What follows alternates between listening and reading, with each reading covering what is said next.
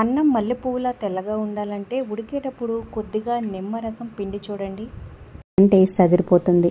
అలాగే అన్నం వార్చినప్పుడు వచ్చిన గంజిలో చాలా విటమిన్స్ ఉంటాయి. చలికాలం అయితే అందులో కాస్త తేనె నారింజ రసం కలుపుకొని, వేసవికాలం అయితే నిమ్మరసం ఉప్పు కలుపుకొని తాగాలి. ఇక బిర్యానీ వండేటప్పుడు ఒక నిమ్మరసం పిండితే అన్నం గడ్డలుగా కాకుండా పొడి పొడిగా ఉంటుంది. ఇంకా పులిహార పలావ్ లాంటివి పొడి పొడిగా ఉండాలంటే వండేటప్పుడు ఒక స్పూను వెన్న చేర్చి చూడండి. అన్నం తేలిగ్గా జీర్ణం కావాలంటే బియ్యాన్ని వేయించి వండుకోవాలి. ఈ విషయం మీకు తెలుసా? అన్నం వండడానికి ముందు వేరే పనిలో ఉండి ఈలోపు బియ్యం నానపెట్టి కడిగి నీళ్లు పోసి ఉంచుతారు. ఆ విధంగా ఉంచడం అంతగా మంచిది కాదు. ఒకవేళ ఉంచినట్లయితే ఆ నీళ్లలో విటమిన్స్ ఎక్కువగా ఉంటాయి కాబట్టి అవి పారపోయకుండా అదే నీళ్ళని పొయ్యి మీద పట్టి మీరు వంట చేసుకోవాలి. మరిన్ని టిప్స్ కోసం ఒక లైక్ చేసి ఎంకరేజ్ చేయండి, మీ ఫ్రెండ్స్కి షేర్ చేయండి, సబ్స్క్రైబ్ చేసుకోండి.